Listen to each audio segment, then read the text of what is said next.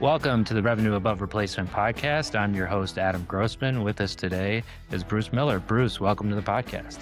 It's great to be here. Thanks, Adam. Great to have you. And we were having a conversation earlier, which obviously getting into what you were wearing and quarter zips and vests and getting colder. So we'll spare the audience that. I'm glad we had that before, but we'll jump into the first question, which we always ask our guests is walk us through your career today and tell us how you got to the point and position where you are today. Okay. Becoming an architect. I always tell this story because people sometimes ask me, and just so you know, I've been a terrible um, advisor to my children because I've done what I've wanted to do since I was in third grade. A friend of my father's designed my parents a home when I was in third grade. And so I would go with my parents to his office and saw him use tracing paper and go over drawings and sketch over. And that's kind of the methodology of an old school designers.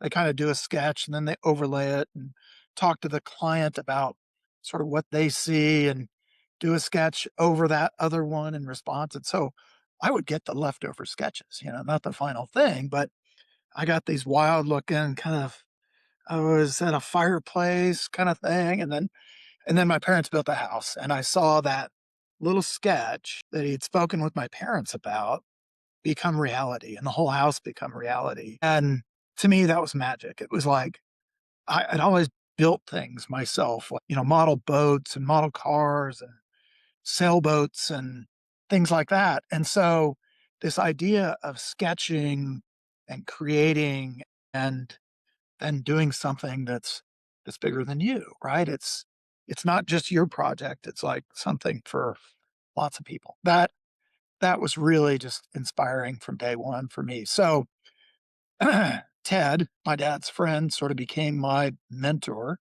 in my career path in architecture. And his advice to me was be the most well-rounded person you can be because you'll encounter a lot of people in architecture. And I think that's been very good advice to me in my journey to the position I'm in today. I'm the global chair and CEO of Populous. We're a 1,500 plus person firm, and we work in 34 offices globally. But that career path has been a pretty long one.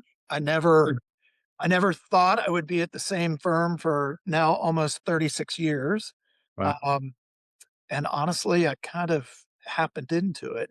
Um, I was in a co-op program at the University of Cincinnati, and my girlfriend at the time moved to Kansas to go to school at KU. And so I wanted to be near her, and I got a job at what was then HOK Sport. And, it happened to align architecture and sports for me.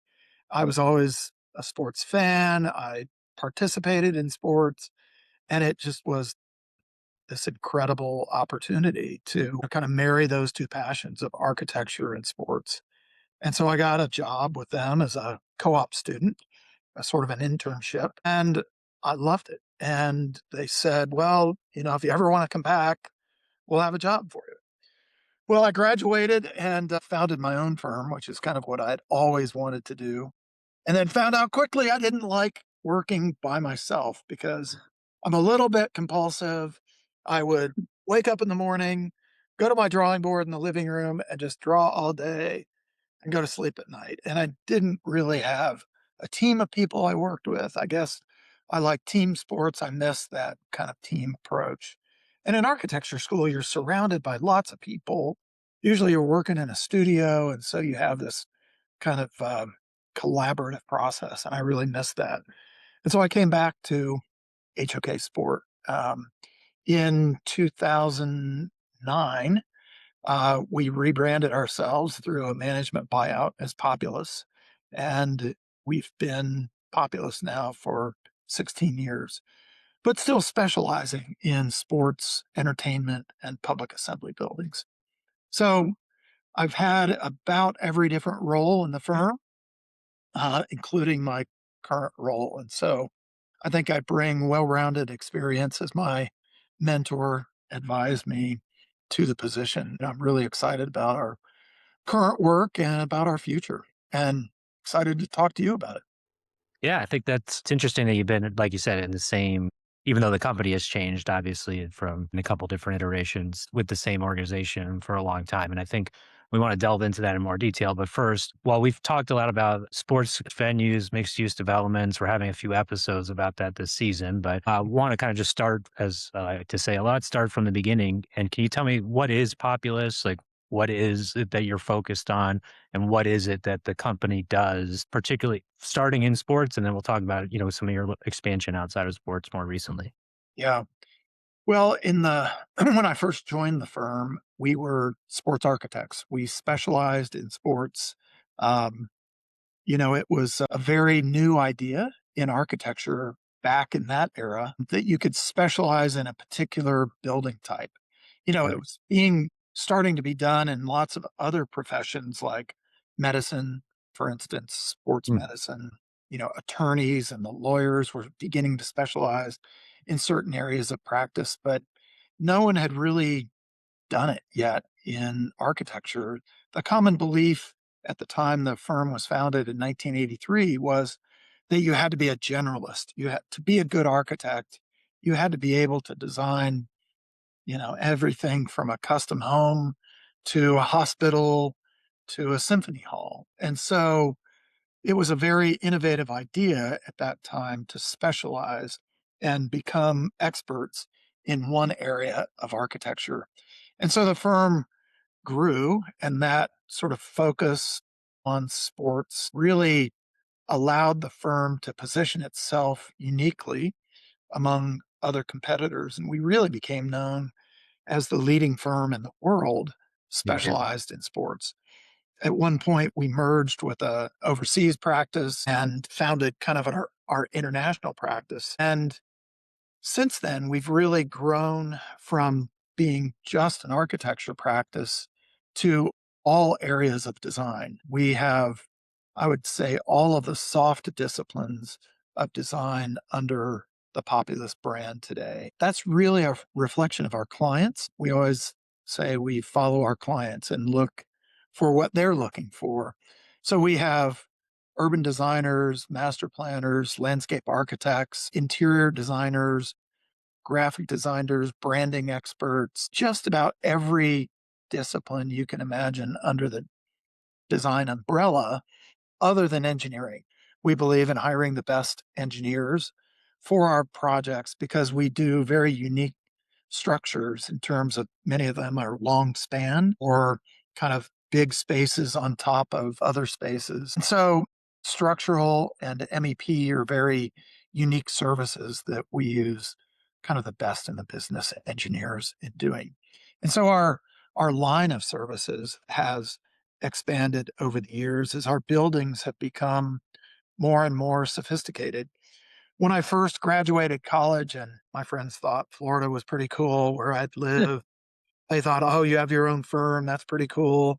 And then I told them I was moving to Kansas City and that I was going to design sports buildings, and everybody was like, "Have you lost your mind?" In that era, sports were really an engineering project. They Yeah. were, I would say just a step above a parking deck, Right. very structurally responsive solutions that were just about numbers, right? Numbers of seats, how many people you could cram into a building, how efficient you could make it with these multi sport kind of venues where it ended up not really being good for either baseball or football. If you look at projects like Three Rivers Stadium or Riverfront in Cincinnati, those we called them donut stadiums, really didn't accommodate the NFL very well, and Right. they really didn't accommodate Major League Baseball very well because the size of the venues, number one, was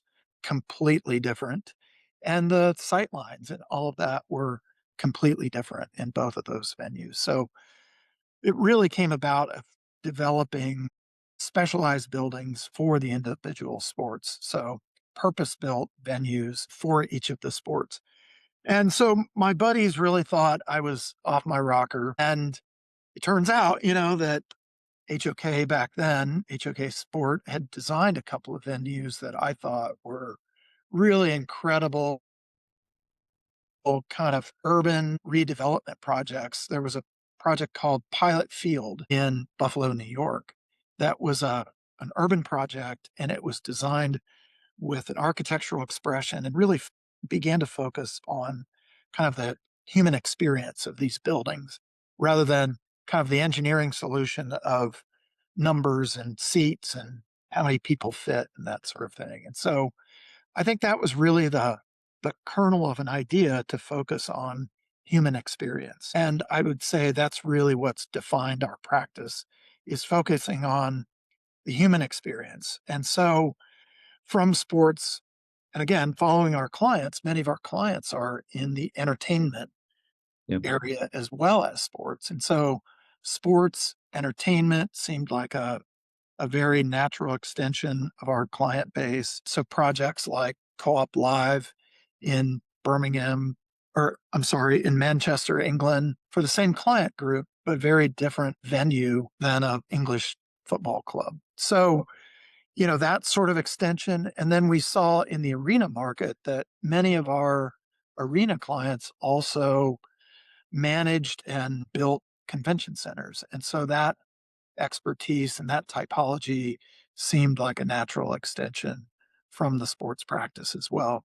And more recently, we've grown into areas like aviation, where, if you think about it in the abstract, a sports facility and an airport are very similar in the types of buildings that they offer people. That there's a concourse, there's a destination, there's all of the sort of services along the way, and again, that focus on human experience is really what we're trying to bring to the aviation market, a focus on actually making an airport a pleasant experience. I travel a lot, and that's what I Yeah. tell my friends is Kansas City is a very comfortable place to live, but I see the world in many different ways, usually from an airplane. So I spend a lot of time in airports, and I think that focus on the human experience in airports is something that the aviation industry really needs.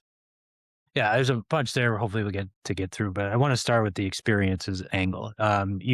You and Populous as a company has focused on kind of moving to experience, human experience, and having the design of these venues reflect human experiences and make it so people want to come and not, again, like you're saying, being driven by the functionality, but really by the form and experience. So I want to ask about what that, if you can make experience, make these ephemeral things, how you guys make that more tangible, and then what are the differences maybe you see between domestically in the United States versus, obviously it's a broad question, but globally and in different markets throughout the world. Yeah, I think a lot of it starts with listening. I think listening to our clients, we do a lot of research. I think Yeah. listening to our clients, being curious, trying to understand how our clients believe their market, their building, their product is different than the rest of what's out in the world. And I think we really focus on it from a very simple model of what is the experience? What are the sights, the sounds, the smells, the Mm, feelings of a place? And I think if you start from that kind of very humble point of view of putting yourself in a space and really trying to focus on what creates joy, what creates a wow moment, what creates a great experience for our clients, really. It's the people that we host in our buildings. And so we always try to think about it starting with the large. One of the things that's unique about our practice is that we do very large structures, very large yeah. buildings that have literally city making impact, not only because of the scale of the building itself, but the traffic that it creates, both vehicular and pedestrian traffic. And so we really look at the large to the very, very small, down to the human details of what do materials feel like as you walk along them. What is your experience like as you enter a building? What's your experience like as you might have dwell time. We try to focus on, for instance, food and beverage. What's a great experience when you're waiting in line? Well, I don't like to wait. Again, back to travel. Usually they're closing the door on me as I get on the airplane, right? I don't like to wait, but how can you make that wait time, which is almost inevitable, how do you make that wait time pleasant? Well, smelling great food is a great way to start, right? Yeah. Watching great food being prepared. And so that kind of idea of display cooking and that idea that it's more than just giving somebody $10 and they give you a hamburger, right? That there's more to the interaction of food service than just a financial transaction.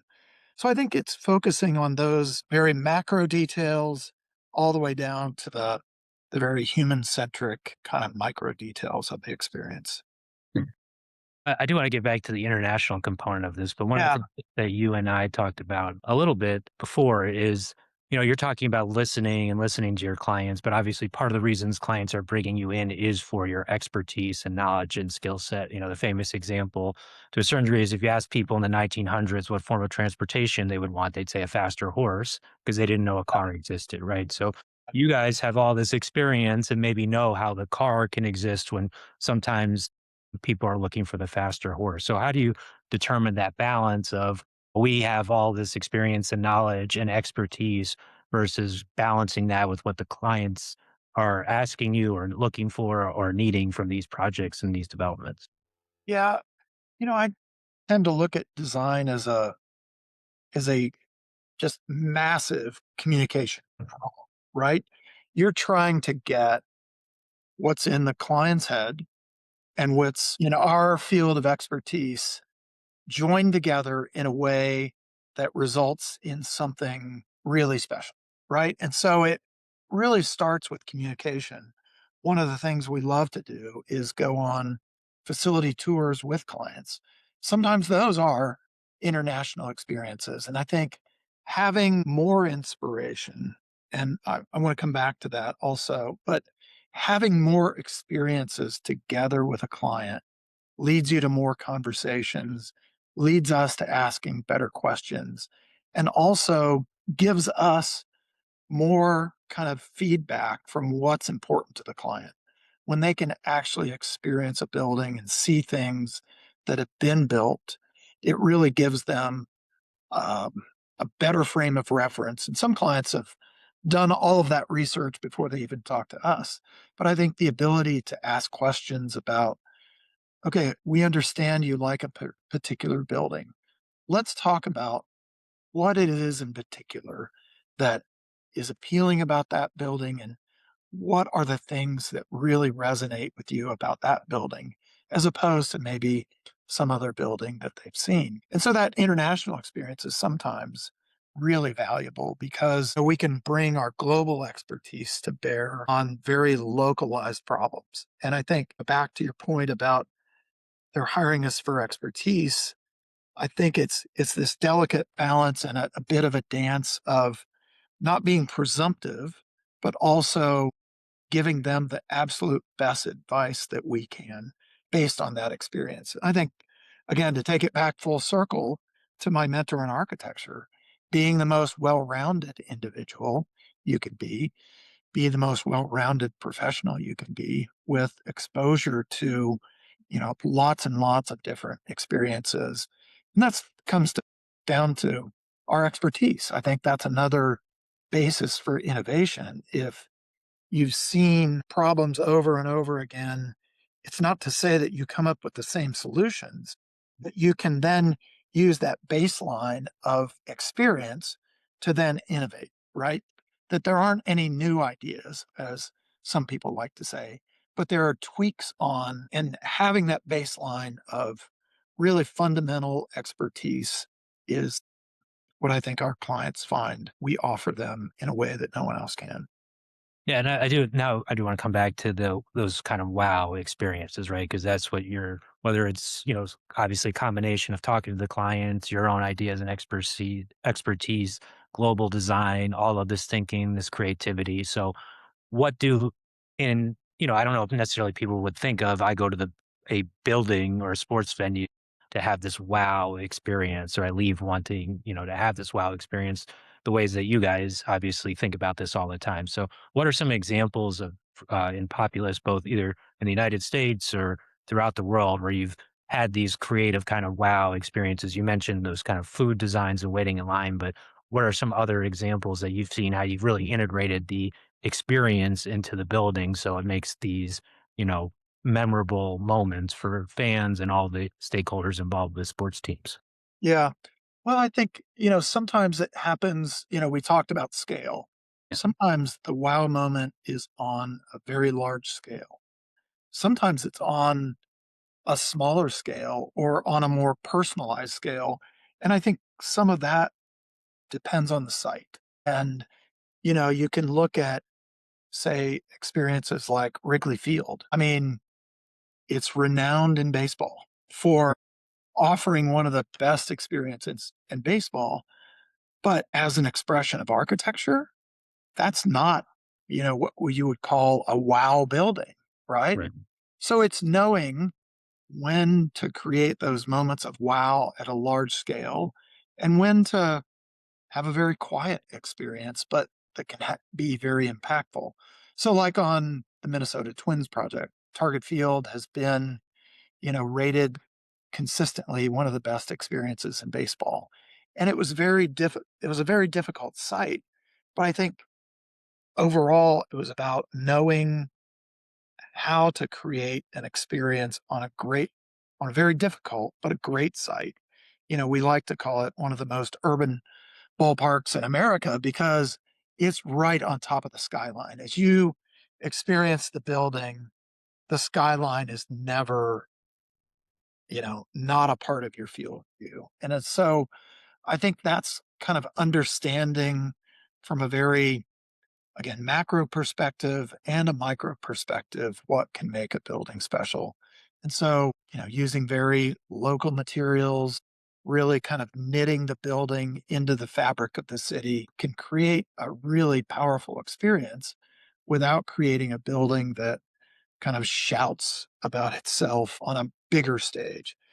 I would contrast that with the Kai project, Kai Sports Park in Hong Kong, where it's on a site in, you know, Hong Kong's one of the densest cities in the world.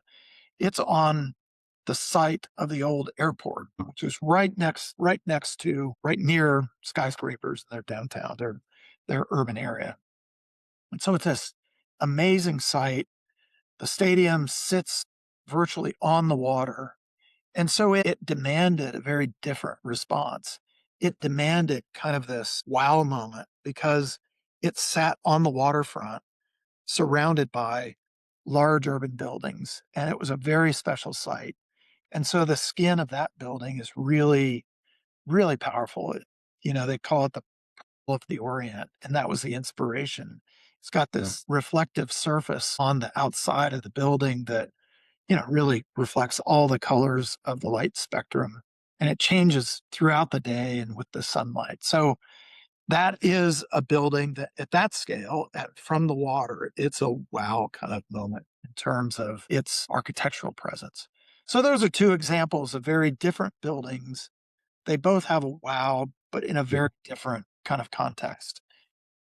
And you brought up the community and working with the community. And you mentioned, obviously these venues are part of the community, oftentimes defining not just the sports team or franchise, but dividing the city, region, even the nation itself. That requires you to obviously engage with a larger stake of people, particularly within the community and public officials. And A, how do you guys think about engaging with community and public officials? And B, how do you think about listening and incorporating what they're thinking about into the overall design process? Yeah. Well, it's always a process of listening. You mentioned it. And usually our partners in the public sector are very willing to help engage communities where these buildings really become a part of the neighborhood on a day-to-day basis. So that's something we have to think about, not only the large to small, but game day and non-game day use. And so Yeah. a ballpark, for instance, using one of my experiences again, Target Field, the public partners were very responsive to the neighborhoods and making sure that they created forums for the neighborhoods, the community residents to come in and speak about what their concerns were. You know, parking and traffic are always top of mind, amazingly, and really to the project's benefit, the cycling community in Minneapolis was very vocal about the site that the ballpark is on was master planned as a throughway for one of their bike trails. And Minneapolis, if you've ever been there, has this amazing bike trail system. And so this bike path went straight through the site. And we looked at, gosh, 15, 16, 20 different options of how the bike path could go through the site. So, that was an example of listening, proposing design options, getting feedback, going back to the drawing board, and really trying to develop the best design that we can from many, many different constituencies. The bike community was only one of them, but it's that kind of melting pot of ideas where you want to get lots and lots of inputs and then come up with the absolute best solution you can given the constraints you have on the site. And so I think, the public partners are very interested many times in public art and how public art can reflect the neighborhood. And so we had a great public art program. We were part of integrating those art pieces into the design of the building. There was a mural. We created space for a mural on one of the facades of the building. And the great thing was that the twins, our client, they were one of our clients. They were very supportive of it and actually invested in a whole art collection of art for the ballpark, both public art in the public realm as well as a private art collection. So it's those kinds of efforts that add another level of detail to buildings that on the face of it are, a million or so square feet, which is really just a massive footprint when you consider, I think the average house is like 2,500 or 3,000 square feet. So just the scale of things, starts to break things down into a more human scaled experience. It is a good kind of entryway into, you're talking about the size of the building, the impact of the community. Sports footprint is now increasingly expanding beyond the venue or the anchor, either the a training facility, the corporate headquarters, expanding out into the community through mixed use development. Can you talk about how Populous sees mixed use development and its impact on, how you think about either sports venue construction on its, within the context of mixed use development? Yeah. Um, as I've said, we have always started from the big and worked to the small. And I think that approach serves us well in this current kind of economic climate where, teams are realizing that that footfall that they've created in cities really could be monetized in terms of real estate development around facilities. And so that idea that we look at buildings both for game day and non-game day is really translated into applying that expertise to real estate in a defined district around a venue. And so we don't pursue every mixed use project. There are mixed use projects that don't include a venue, but if there's a venue involved, we think we have a unique perspective on how to create both that game day, non-game day, but also kind of the volume of traffic on game day and a neighborhood experience when there's not an event going on. And being able to manage that and create spaces that work in both of those modes and spaces that are somebody's neighborhood. Many of the ballparks in particular attract residential construction around them. Um, the venues that offer many, many different kind of event days are the ones that really become great neighborhood partners to have because that footfall, that traffic really can lead to, some great real estate opportunities, but also these great mixed use districts that people really have an affinity for. People want to live where they can play and work. And with working from home now, the amenities around your home have become so much more important. So, um, it's kind of a back to the future moment where people are, craving more urban like experience than a more isolated suburban residence. And so I think those forces, as well as kind of the economic forces, teams realizing that they can monetize that real estate has led to this upsurge in mixed use development around venues. And so we just focus on the venue based mixed use developments, and they really have some great advantages because there's obviously the play, of entertainment components.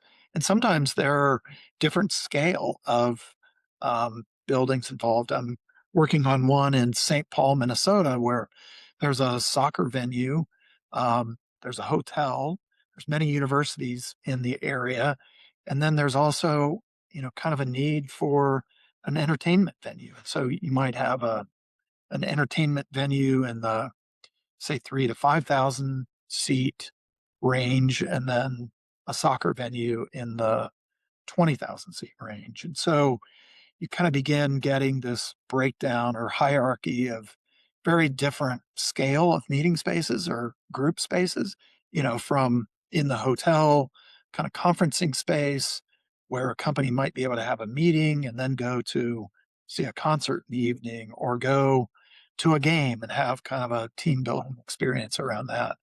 So there's lots of different scales to it, but I think the driver is really this idea of the traffic that these venues really generate on non-game day as well as game. Yeah. And this is a topic that I've talked about both on the podcast and in my writing, but the live, work, shop, play, and the Yeah, infusion of data into those. You're talking about meeting spaces and creation. Populous has made a real strong effort to integrate data into both venue construction, but also mixed use development. Can you talk about how you guys are thinking about integrating data into, design and execution of whether it's the venue itself or the mixed use developments? yeah. So a lot of it starts with market data, right? And looking at again, it's the same as the context from an architectural perspective, but we want to know as much about the market as we can find out early on. And that includes everything from income level to demographics to, competing venues. We want to know as much as we can. And then we began to sort of from a breakdown perspective, start looking at personas and what it's like for each of the personas in that demographic to really look at their experience and focus on what it might be like for each of those personas. And there might be a dozen, right? There could be many different types of personas that make up the people that not only come to that community, but come to events in that community.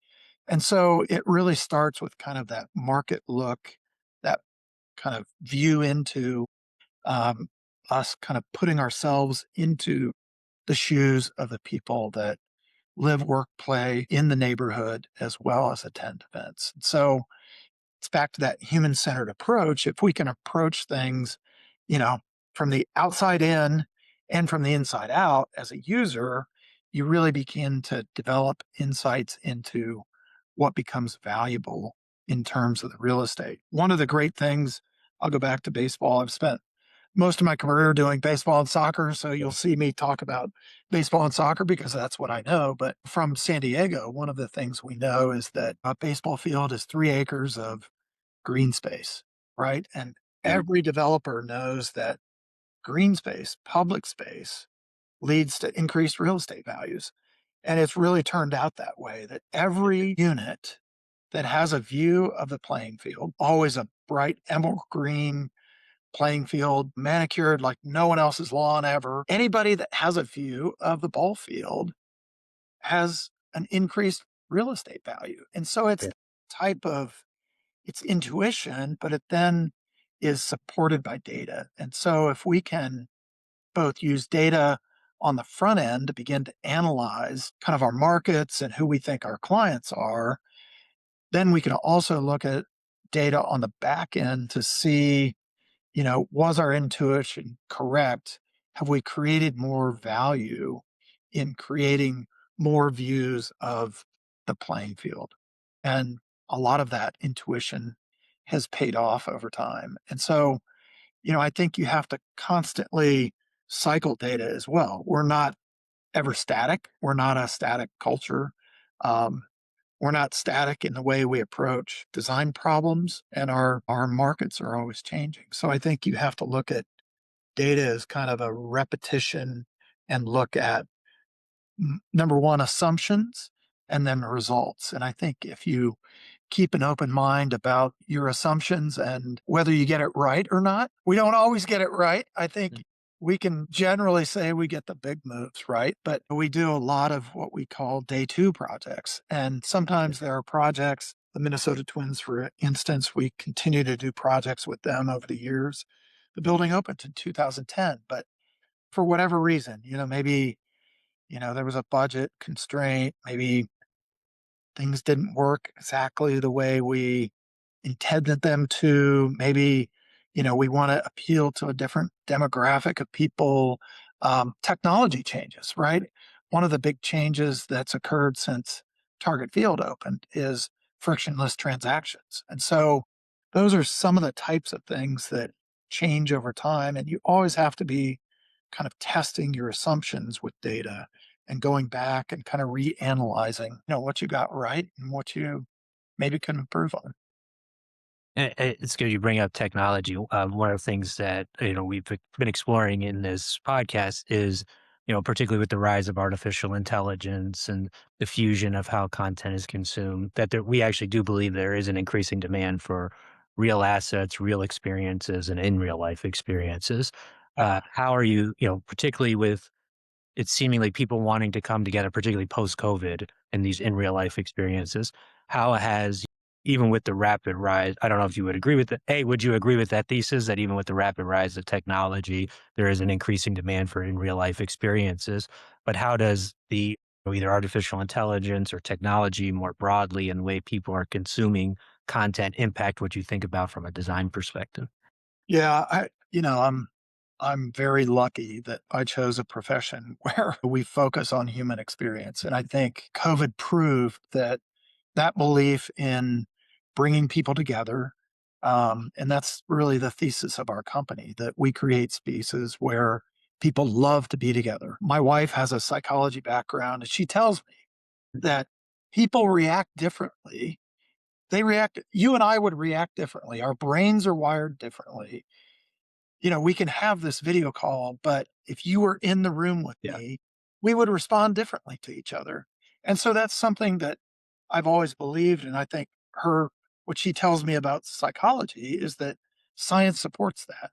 Science supports the fact that people want to engage with other people. I think it's sort of primitive. Like, we banded together. We have things in common. We band together as a society. And you know, I'm I think again, COVID proved that the work we do is more important than ever. As the world becomes more and more divided, and you could say technology is leading us that way, as the world becomes more divided and more polarized, I think the buildings we create are still a place where people get together for joy. And I think that's something that really drives me, that I think our buildings have incredible impact on people's lives and I think on our culture. If we lose those buildings, those spaces, those and that ability to come together and feel a sense of community, I think will truly be lost. And that's why I think the work we do is more important than ever. That you know, we have plenty of technology, and technology, trust me, technology supports everything we do. With the global outage yesterday, we lost a lot of working hours. So we're heavily reliant on technology. but I think those authentic human experiences will never be replaced. I think we do so much with technology that helps us. And I think you can see a future where technology will continue to advance the experience, but I don't think it will ever replace the experience of people encountering one another one on one as a group of 30,000, 50,000, 100,000. It's just a powerful and it creates emotion, right? Of course, we're driven by technology and data and facts and figures, but people remember how they feel, right? And that feeling of attending an event, one of my greatest experiences was going to the World Cup in Doha. And, one of my buddies, huge soccer fan, I asked him, I said, should I wear my USA Germany? We were going to the USA Iran soccer match. And at the time, things were pretty tense between the US and Iran. I'm like, wear my USA jersey. He's like, it's fine. It'll be great.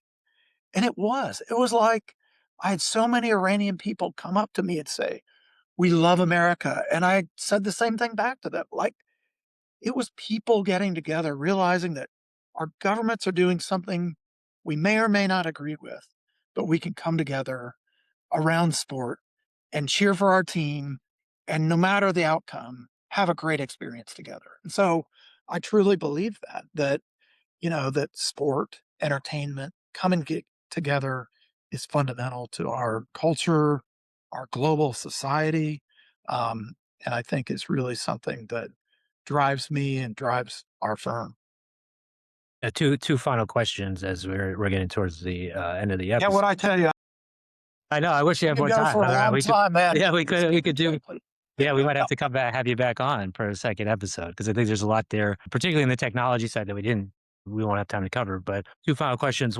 Again, more about you. A lot of the people listening to this podcast are either starting or on their career journey where they're making a transition in some form from something they used to do to pursue a career in sports.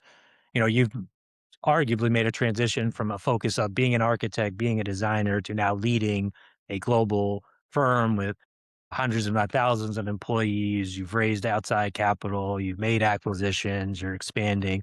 So can you talk about your kind of personal journey in terms of what it was like to, and you're not, I know you're still working on, you mentioned some of the projects you're working on. You're still I'm working, still but like, growing, man. I'm yeah, still but learning. yeah, but like transitioning, at least in part, from purely focused on an architect to all these other things that you're now in your purview as in your role as head of Populous. Yeah. Well, first, I should go back to college. I almost got a certificate in business, which is at Cincinnati was like a minor.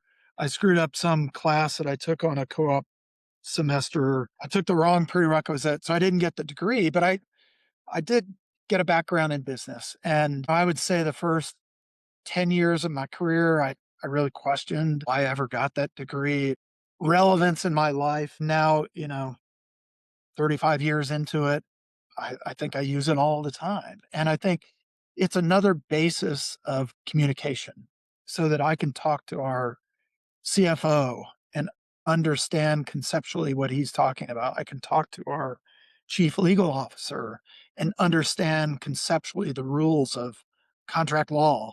And so that background in business has really served me well. So the transition really came for me in 19 when I was asked to become the managing director of the Americas region. And so that role is like the CEO of a region. And yeah, I really resisted that. And I resisted it because I was flying all over the world. I was doing I was living my dream, right? Yeah. I always wanted to be an architect. I'd wanted to do big projects. I wanted to, just and I was doing that, and I was living my dream, and I'll never forget, I was at a board meeting in Singapore, and one of the founders came to me, kind of he's a very nice guy, but he kind of poked his finger in my chest and said, "You need to do this." And it just like, wow, you know, he would never say that. What's he talking about? And it just made me reflect, wow, I'm not as young as I used to be. And my role in the firm has to be different now. And so, you know, that founder who was looking forward at that point in his career to transitioning, was looking for someone else to do the work that he'd been doing. And, so I resisted it, but I came to realize that the firm had given me so much over my career that it was time for me to give back. And I think that's the way I look at leadership is you're trying to create the environment for others to be successful. And I really believe that, especially in a professional services environment where everyone we hire anymore, I don't have a master's, but almost everyone has at least a master's degree. They've gone to school for 6 to 8 years. They've gotten through their registration exams. They want some autonomy. They want that same thing that I wanted. I wanted to be an international architect, leading clients doing great buildings. And so I think now that's the transition to firm leadership is that you go from leading clients and project teams, which is a whole learning path unto itself, to a new scale of I led a practice area for a while, 2 practice areas, baseball and then soccer, and then I led a region, and now I'm leading the global company.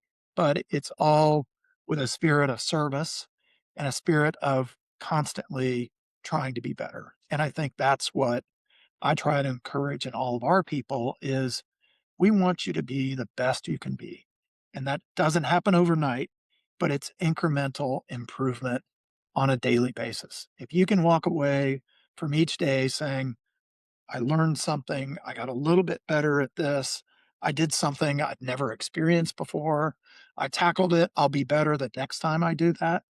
I think that's really what a professional service firm is all about. And so that striving for excellence, that continuing to grow throughout your career. And I think that's something that architecture is unique and that, you know, architects that have Frank Lloyd Wright practiced it till, he passed away into his 90s. And so, it's a profession that is continually evolving, it's continually interesting and really is a great profession for someone who's curious, likes to learn, and likes to be of service to others.